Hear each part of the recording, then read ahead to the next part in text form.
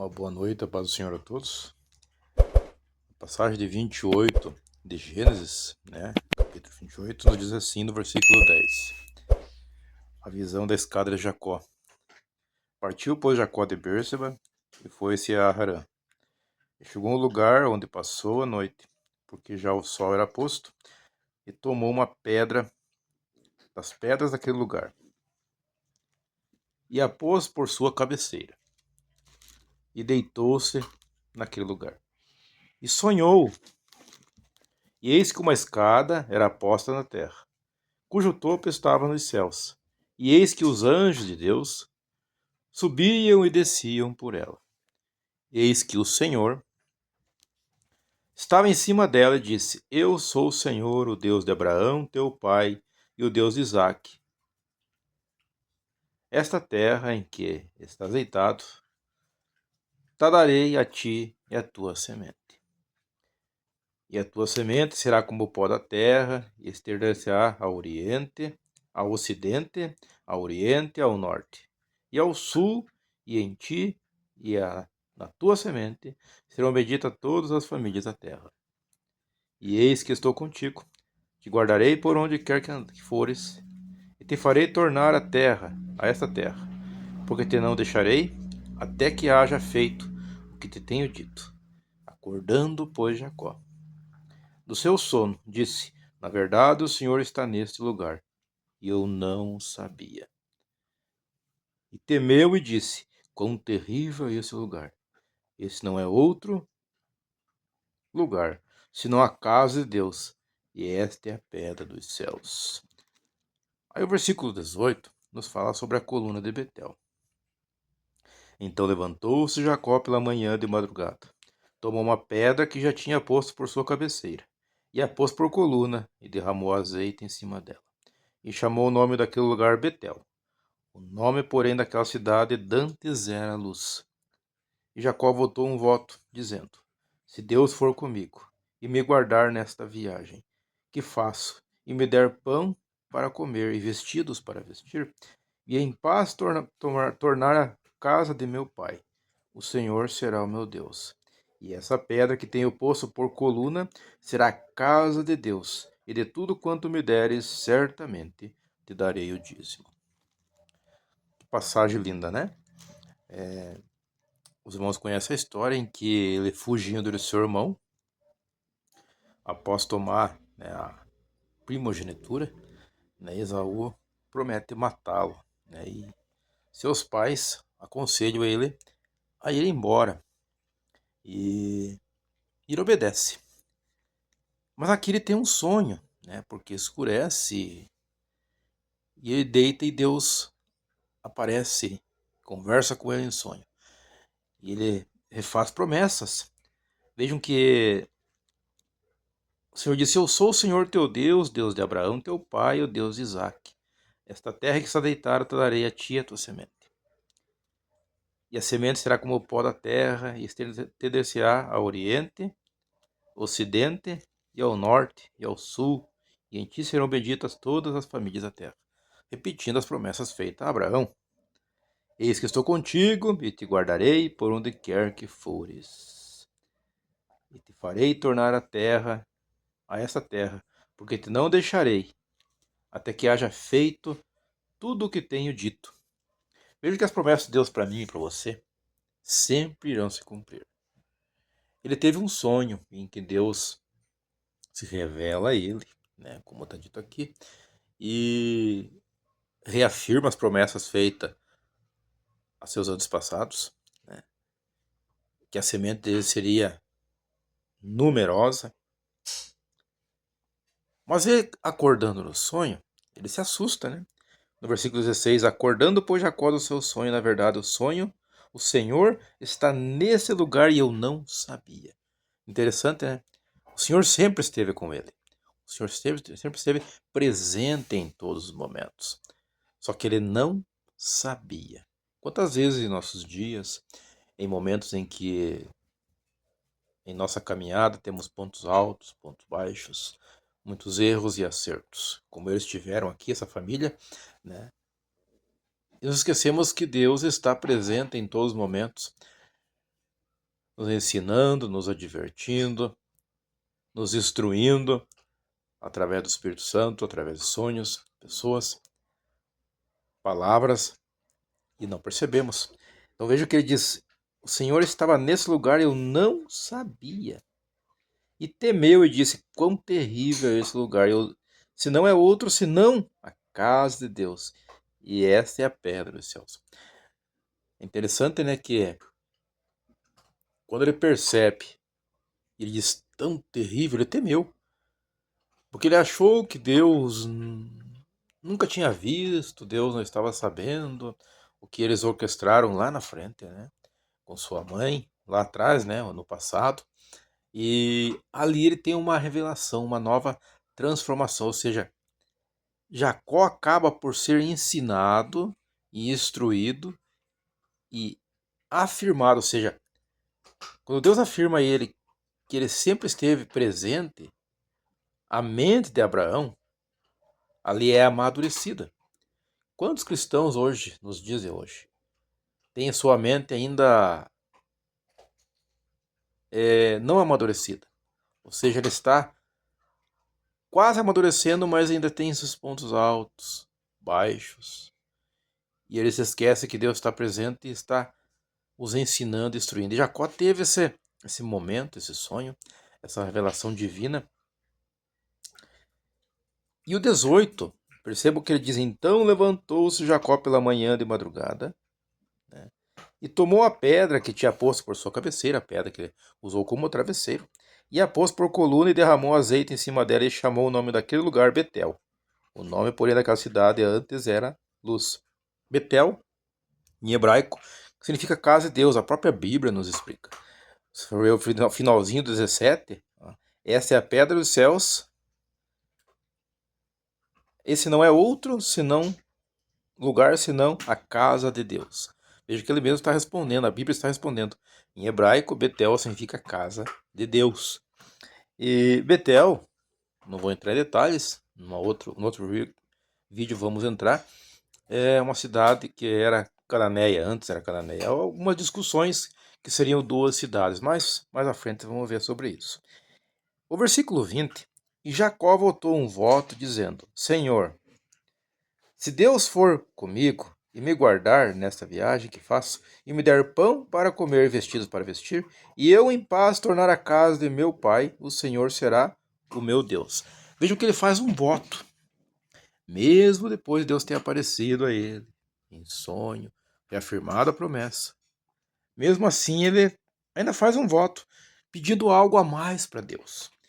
Quando ele diz tornar a minha casa, ou a casa de meu pai, não precisa nem pensarmos muito, é que ele estava pedindo a Deus, quem sabe, comovesse o coração de Esaú para que o recebesse, para que aquele mal que ele tivesse feito caísse por terra, enganando seu irmão. Vejam que ele já tinha mudado a sua mente. O velho Jacó já não existia mais. O velho Jacó enganador estava aprendendo com seus erros e se humilhando e votando a Deus, pedindo a Deus, que intercedesse, quem sabe, por ele, para que o seu irmão tivesse um coração mais calmo, quem sabe consequências teriam, como teve, né? Mas que ele pudesse voltar em paz. Vejam que o 22, e essa pedra que tenho posto por coluna será casa de Deus, novamente, né? Casa de Deus, e dá a resposta, né? E de tudo quanto me deres, certamente darei o dízimo. Esta pedra que tenho posto por coluna na casa de Deus, ali ele pôs uma pedra material, cingiu, ungiu com óleo, marcou. Há momentos em nossa vida, não só materialmente, que temos que santificar a Deus, mas espiritualmente. Há momentos em que passamos que são marcantes, que serão como um testemunho, que serão como bases para você ser aquela pessoa resiliente, né? A palavra resiliente, em alguns vídeos atrás fala de Abraão, você sempre poder voltar ao estado original sem perder a essência. Ou seja, no presente, você é aquela pessoa sincera, que teme ao Senhor, mas consegue se voltar ao original, Mesmo que o presente pareça estar quase te destruindo, mas você consegue manter aquela postura sincera a Deus. Isso é a palavra resiliente. Vejam que haverá momentos em minha vida e em tua vida que temos que transformar como uma coluna, uma pedra, marcarmos este momento. Senhor. A própria Bíblia diz, em uma das cartas apocalípticas, né, a sétima igreja, das 7 igrejas, né, lá da Apocalipse, a uma delas diz, especialmente a igreja de Éfeso, se não me falar a memória, olha para onde você caiu, seu primeiro amor, né, ou seja, onde você tropeçou. Ser resiliente, você consegue voltar ao estado original sem se perder no presente. Mas, para concluir esse vídeo, aqui fala uma palavra até interessante sobre o dízimo, né? Há uma discussão muito grande hoje no meio cristão e fora dele sobre o dízimo. Embora esteja em Deuteronômio, Malaquias, Levíticos, a palavra dízimo, instituído ali, no Novo Testamento não há uma ordenança. No Antigo Testamento era uma ordenança. Hoje, né, no Novo Testamento, não há por que ter essa ordenança. Hoje, quando você devolve para Deus, eu penso dessa forma, com gratidão, com amor, segundo o que está proposto em seu coração, né, de acordo com a palavra de 1 Coríntios 9, se não me falha a memória, com amor para ajudar na obra. Jesus, né, o próprio Jesus, ele não aboliu. No Mateus 23, ele critica os fariseus, que eles dizimavam, né, a hortelã, o endro, o cominho, e se esqueciam da justiça, né, a misericórdia e a fidelidade. E ele continua dizendo, não isolando, não se pode isolar o versículo, né? Podem fazer essas coisas sem omitir aquelas. Veja que Jesus nunca aboliu, né? Mas ele criticou os fariseus por frisarem tanto a prática e se esquecerem da misericórdia, justiça, fidelidade. O que isso quer dizer para nós hoje?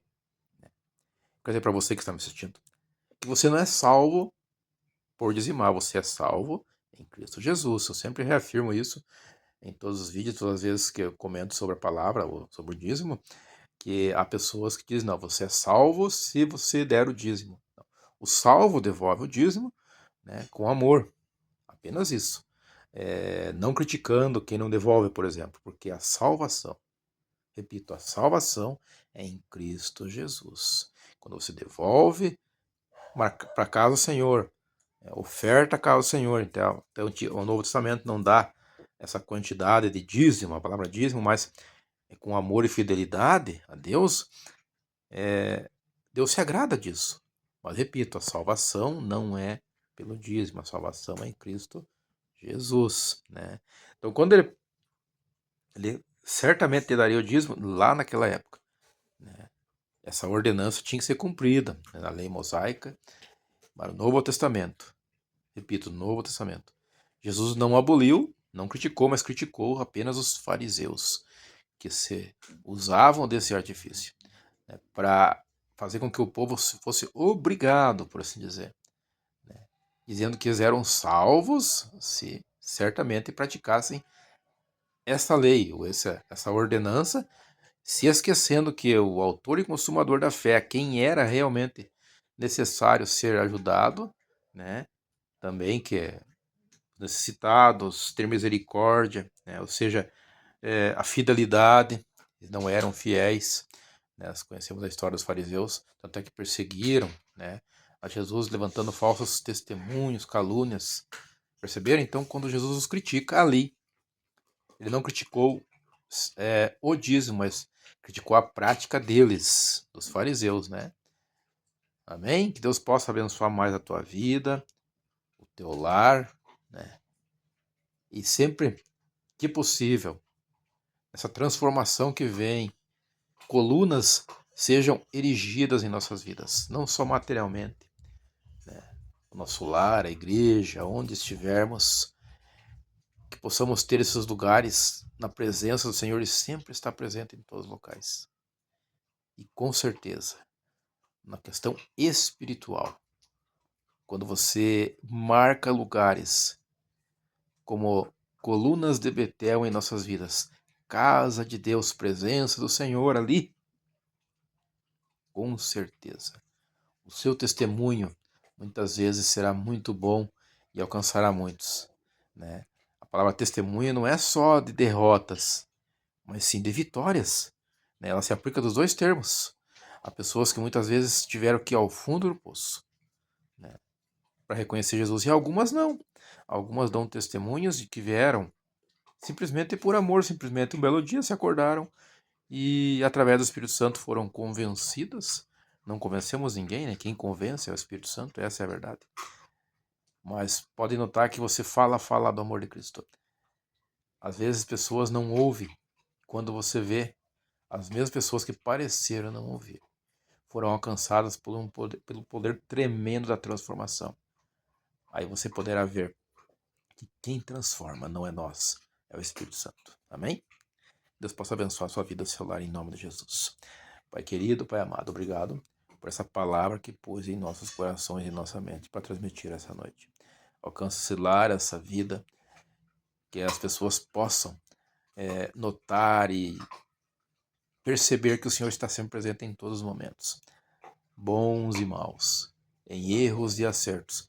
O Senhor tem nos ensinado, nos instruído, como ensinou seu filho Jacó, seu servo, o instruindo e ensinando, e nos dias de hoje está nos ensinando, para que possamos ser fiéis ao Senhor em tudo, não por obrigação, mas por amor, né? E nunca se esquecendo que é através do seu Filho amado, Jesus Cristo, que padeceu em uma cruz do madeiro por nós, que somos salvos. Sabemos que somos salvos quando nos entregamos a seu Filho amado, Jesus Cristo. Deus de poderes e glórias, visita esse lar, essa vida, em nome do Pai, do Filho e do Espírito Santo de Deus. Amém e amém, Jesus.